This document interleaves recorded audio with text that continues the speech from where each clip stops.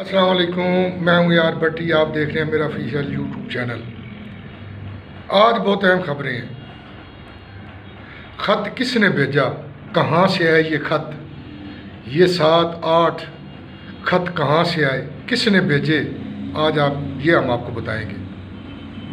इमरान खान के केस ख़त्म हो गए, इमरान खान बरी हो गया, ये आपको बताएंगे कैसे बरी हुए।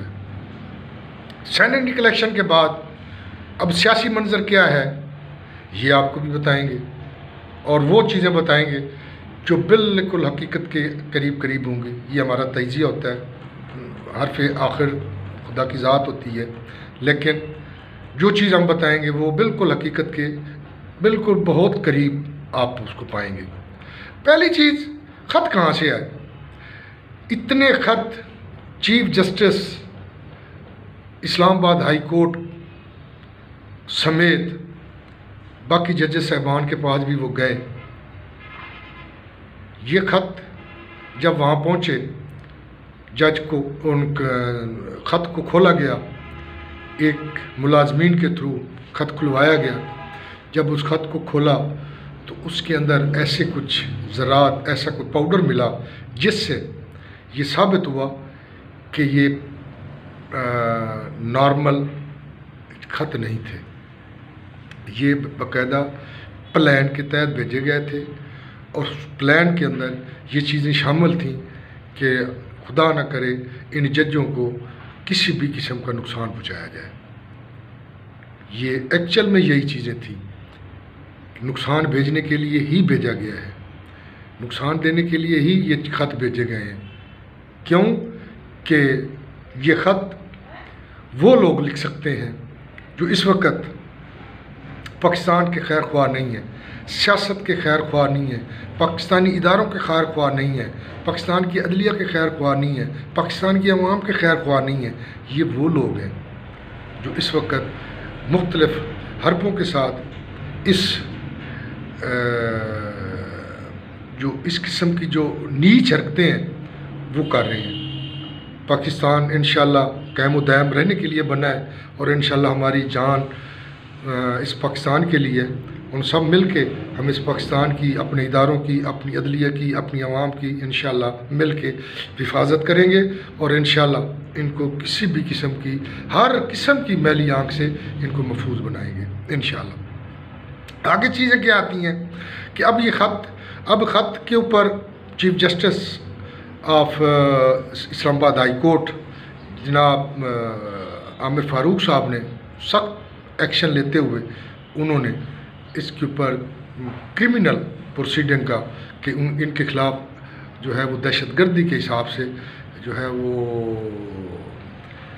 इसकी FIR की जाए, और प्रॉपर इसको प्रोसिक्यूट हम करेंगे, इसको तय तक जाएंगे कि ये ख़त लिखने वाला कौन है। इसको प्रॉपर हम फ्राजिंग कराएंगे, फ्राजिंग रिपोर्ट के बाद इंशाल्लाह। और हमें उम्मीद है chief justice of Islamabad high court जनाब जस्टिस आमिर फ़ारूक साहब जिस लगन से, जिस मेहनत से, जिस हिम्मत से, जिस जुर्रत से इसके ऊपर उन्होंने एक्शन लिया है, और हमें उम्मीद रखनी चाहिए इसका अच्छा रिज़ल्ट निकलेगा, और इंशाल्लाह वो चेहरे बेनकाब होंगे। वो अदलिया, हमारी अदलिया जो है वो उसको उन चेहरों को बेनकाब करेगी जो इस वक्त मुल्क के लिए नुकसानदेह हैं, बाकी इदारों के लिए नुकसानदेह हैं, मुल्क की आवाम के लिए नुकसानदेह हैं, सियासत के लिए नुकसानदेह हैं, और इस मुल्क को फलता फूलता नहीं देखना चाहते। ये उनको इंशाल्लाह हमारे जजेस साहबान, हमारी अदलिया, हमारे इदारे इंशाल्लाह उनको बेनकाब करेंगे और कौम के सामने लाएंगे। उसके बाद आगे आ जाता है इमरान खान के केस ऐसे उड़ते जा रहे हैं जैसे फूंक से मिट्टी उड़ती है, फूंक लगाओ मिट्टी उड़ जाती है, डस्ट उड़ जाती है। तो ये केस मैं तो शुरू से कह रहा था, मेरे व्लॉग उठा के देख ले, मैं कह रहा था कि इन केसों के अंदर कुछ नहीं है, इनमें जान नहीं है। जो इसके अंदर लूपहोल्स हैं वो हमेशा मुलज़िम को फ़ायदा देंगे। उनके अंदर जो चीज़ें डाली गई, जो चीज़ें लिखी गई, जो कोर्ट ऑर्डर पढ़ के सुनाए गए, उन तमाम के अंदर इतने نکات ایسے تھے جو مجھے آئیڈیا تھا کہ یہ اعلیٰ عدلیہ میں جا کے اڑ جائیں گے. کیوں کہ ہماری اعلیٰ عدلیہ انصاف پر مبنی وہ فیصلے دیتی ہیں. وہ کسی کی خواہش پر فیصلے نہیں دیتی، وہ اپنی قانون آئین کو سامنے رکھتے ہوئے، گواہوں کو دیکھتے ہوئے پھر وہ فیصلہ دیتی ہیں. ایسے نہیں ہوتا کہ جو جیسے جس کا دل کرے وہ کرتا جائے گا، ایسا نہیں ہوتا. تو اب جو بظاہر نظر آ رہا ہے کہ وہ آنے والا جو وقت ہے وہ عمران خان کے لیے ایک اچھا وقت شروع ہو رہا ہے. یہ میرا تجزیہ ہے، میں پرومسڈ نہیں ہوں، میرا تجزیہ ہے کہ جو آنے والا وقت ہے وہ عمران خان کا ہے اور عمران خان کے علاوہ اور کسی کا نہیں ہے. اس کے بعد دوسری چیزیں جو چلتی ہیں، سینٹ الیکشن ہو گئے، اب قانونی جنگ ہے. قانون کے اندر آیا وہ کورم پورا ہو سکتا ہے نہیں ہو سکتا، یہ لائر اس کے اوپر بہتر تجزیہ دے سکتے ہیں، آپ رائے دے سکتے ہیں. ہم صرف ان چیزوں سے بے خبر ہے کہ قانون کیا کہتا ہے. کیوں کہ اس کے اوپر بہترین رائے جو ہے وہ ایک قانون دان کی ہو سکتی ہے، ایک عام یوٹیوبر کی، عام چھوٹے سے ہمارے جیسے نکارہ یوٹیوبروں کی وجہ سے وہ چیزیں ہم کوئی رائے قائم نہیں کر سکتے. اسی کے ساتھ ساتھ بہت سے لوگ اب اس ملک کو چھوڑنے کے لیے تیار ہیں. بہت سے بڑے بڑے سیاستدان آپ کے سامنے آئیں گے جو چند دنوں میں اس ملک سے جانے کی تیاری کر رہے ہیں، وہ آپ کو نظر آ جائیں گے. کچھ نام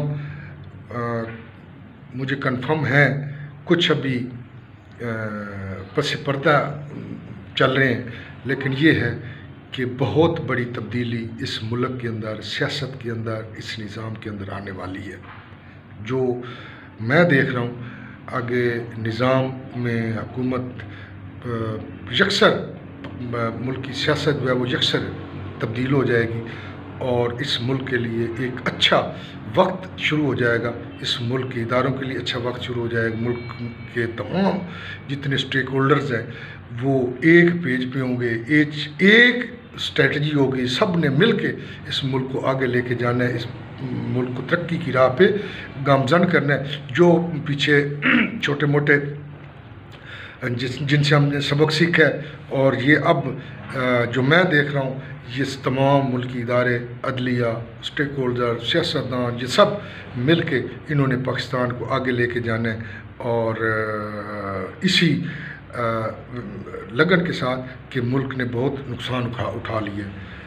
تو اب یہ سارے بیٹھیں گے، بیٹھنے کے بعد ایک لائحہ عمل بنائیں گے کہ ہم نے خارجہ پالیسی کیسے رکھنی ہے، انٹرنل پالیسیاں کیا ہونی ہیں.